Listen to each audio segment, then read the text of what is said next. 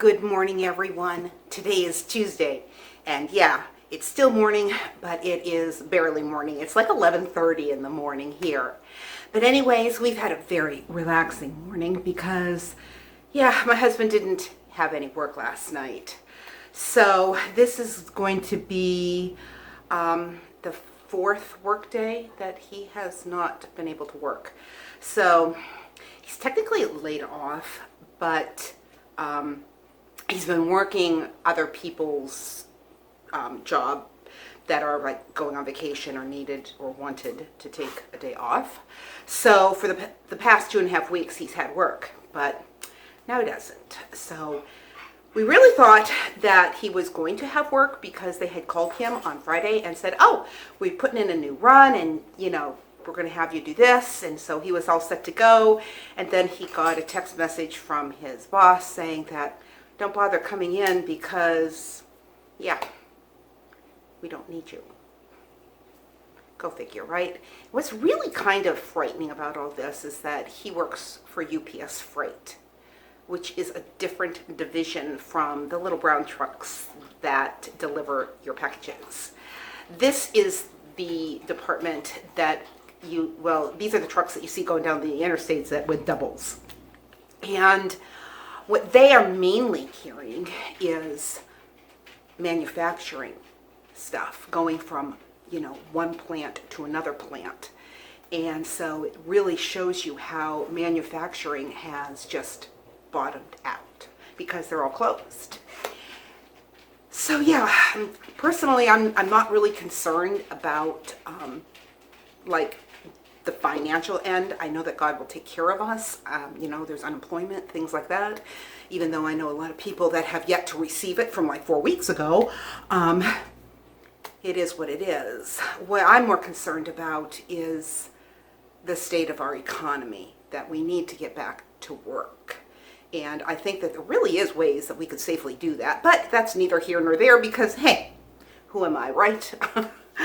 But anyways, it is a beautiful day today. I didn't think it would be because when we woke up, it was foggy, it was cold, and it was cloudy, and it was yuck.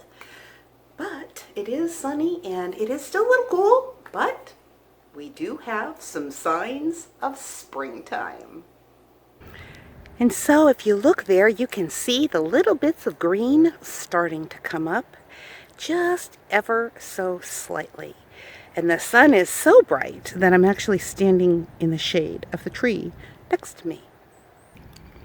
Now, if you remember, I told you about that thyme that I have growing. Well, that's what it is right there. But also in this area here, I had it all prepped, and I went ahead and I was finally able to plant my lettuce. But all last week, it was just snowy. I don't mean that we had snow in the ground, but it was just cold with snow showers. And we did one day wake up to about an inch or so on the ground, but it was quickly gone within just a few hours that day. But it was just too cold to go out and do anything, and there was no sunshine.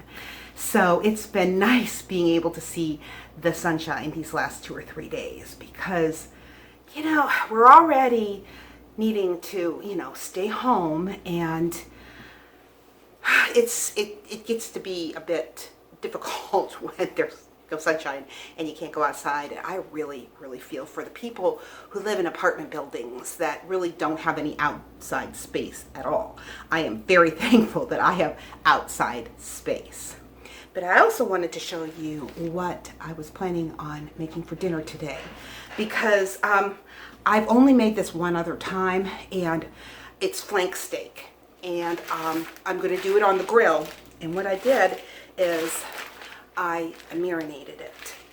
And a couple of years ago, well, actually for the last couple of years is what I should say, at Christmas time, our youngest son buys us, or actually Rick, these little seasoning packets. They're spice blends. And this one was called Chef's Choice Spice Blend, and it just sounded really good. It has black pepper and sea salt, garlic, mushrooms, smoked sea salt, and cumin and onion and Worcestershire powder and shallots and chives. Sounds good, doesn't it? So yeah, I went ahead and I mixed that in with some olive oil and gotta forgive me, I'm really warm right now. And I put it in a Ziploc bag, so I'm just gonna stick it in the fridge and let this marinate for a couple hours, and then yeah, we'll stick it on the grill. According to the directions that I looked up online, I just kind of Googled it. It said it takes approximately 6 minutes on both sides for a 2-pound flank steak. And that's probably about what this is. So we'll see how that goes.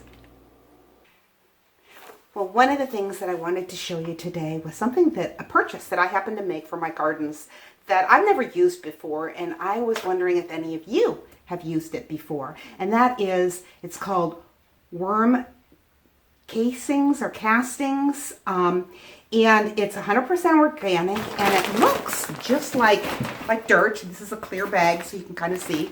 It is very soft. It is quite fine. And it is supposed to be, it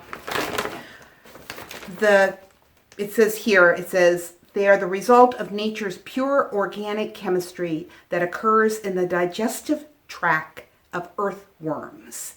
And they're actually just simply worm poop. Yeah, that's what they are. And so I decided, because this has no smell, and every time I would fertilize my vegetables, my dogs would want to eat the fertilizer. I mean, thankfully, I use pure organic fertilizer, but there was something that always drew them to want to eat that, and then they get sick. So I decided that I did a little bit of review on Google, and it said that no one's dogs were drawn to it because it has no smell. So I thought, okay, well, I'm going to give this a try, and we'll see how this works. And so, yeah, if any of you have heard about it before or happen to use it, let me know, because I have never heard of this before.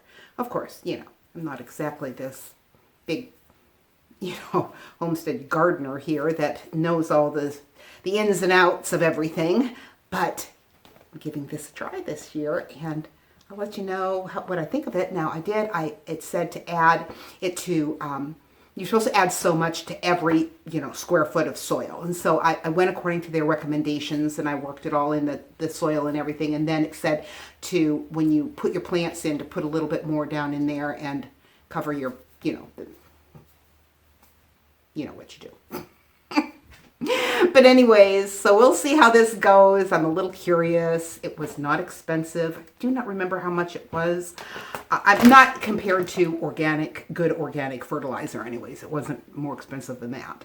So yeah, that's what I'm giving it a try. But anyways, that's about all I have. And I hope that everybody has a really good day today. And yeah, talk to you in just a minute.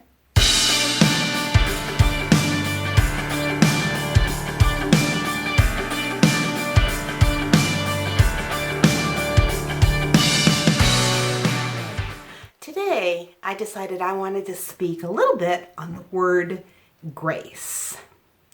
Now, there was a man named Frederick Buechner who is quoted as saying, like any other gift, the gift of grace can be ours only if we will reach out and take it. And perhaps being able to reach out and take it is a gift also. Now, in context, this gentleman was speaking about the gift of salvation that Christ provides for us. But grace is a gift from God given to us. It's unmerited divine assistance given to an individual to regenerate and sanctify, to inspire, and to impart strength to endure trial and resist temptation. To sum it up, grace is God's sufficiency for God's fullness in the life of a believer. Yet there are times in our day-to-day lives that, life can be difficult, can't it? It's not necessarily what we are doing that might be difficult, but in times of fear, it can be difficult to have strong faith, especially when there's so much uncertainty in the world like we are experiencing with this pandemic. It's hard not to let this influence our thoughts. moments. However, God knew that we would face this situation, and we must look to the Lord. He is our sufficiency. We're told in 2 Corinthians 12, verse 9, "My grace is sufficient for thee, for my strength is made perfect in weakness." You see, the grace of God enables us and empowers us in our weakness and in our fears. And He will provide the strength to endure this trial also. So today, I want each of us to remember that the Lord Jesus Christ is enough for us no matter what situation we face. His grace is sufficient. Now, I looked up some synonyms for the word grace, and here are just a few. Kindness, favor, mercy, charity, benevolence, forgiveness, compassion, generosity, goodness, love, tenderness, forbearance, pardon, responsiveness, and goodwill. Wow. And that was just the few that I wrote down.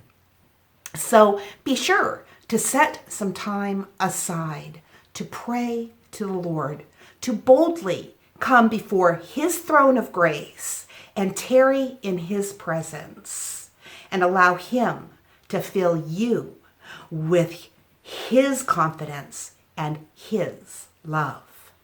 So with that, I just want to remind you, life happens.